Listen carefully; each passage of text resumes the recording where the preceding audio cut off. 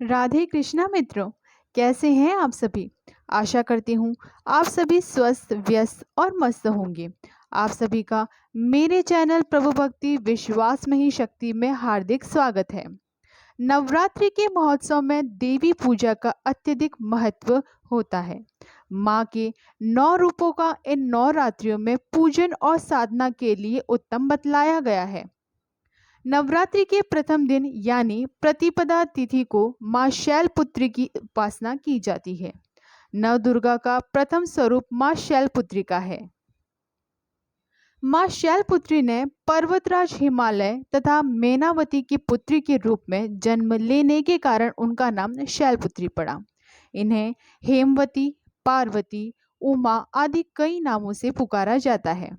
मां शैलपुत्री ने पूर्व जन्म में ब्रह्मा जी के मानस पुत्र दक्ष प्रजापति के पुत्री के रूप में जन्म लिया था। उनका नाम सती था, जिनका विवाह देवों के देव महादेव प्रभु से हुआ था। एक बार दक्ष प्रजापति ने एक बहुत बड़े यज्ञ का आयोजन किया, जिसमें सारे देवी देवताओं को अपना अपना यज्ञ भाग प्राप्त करने के लिए आमंत्रित किया, किंतु देवी सती और शंकर प्रभु दोनों को ही इस यज्ञ में सम्मिलित होने के लिए निमंत्रण नहीं दिया। सती माता ने जब यह सुना कि उनके पिता अत्यंत विशाल यज्ञ का अनुष्ठान कर रहे हैं, तो उसमें शामिल होने के लिए उनका मन विकल हो उठा।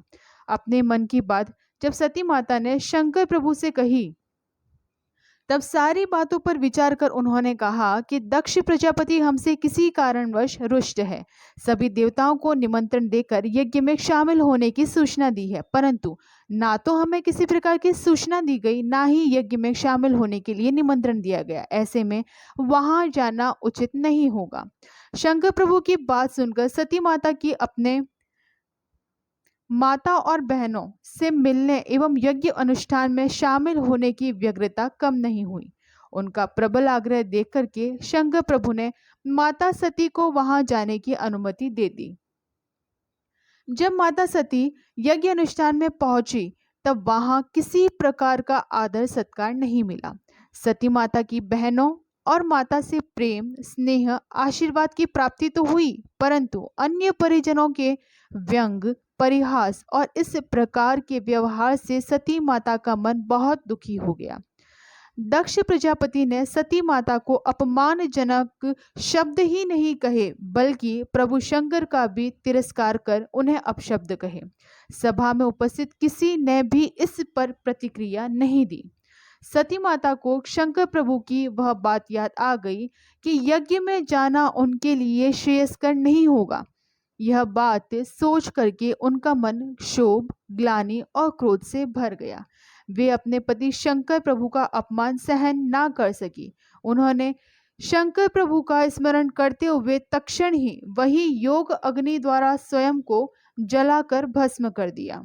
वज्रपात के समान इस दारुण दुख की घटना को सुनकर शंकर प्रभु क्रुद्ध हो अपने जटा से वीरभद्र को जीवित कर गणों और वीरभद्र को यज्ञ अनुष्ठान भंग करने और संपूर्ण यज्ञ को विध्वंस करने का आदेश दे दिया।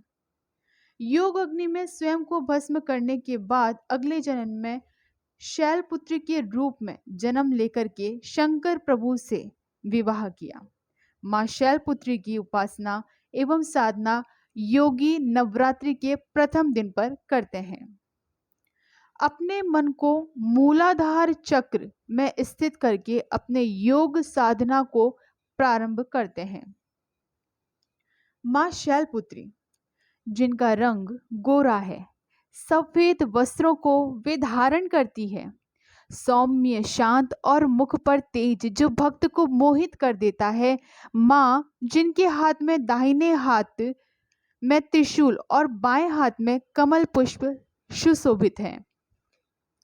वृषभ वाहन पर आरूढ़ उन शंकर प्रभु की वामंग देवी को हम बारंबार नमस्कार करते हैं।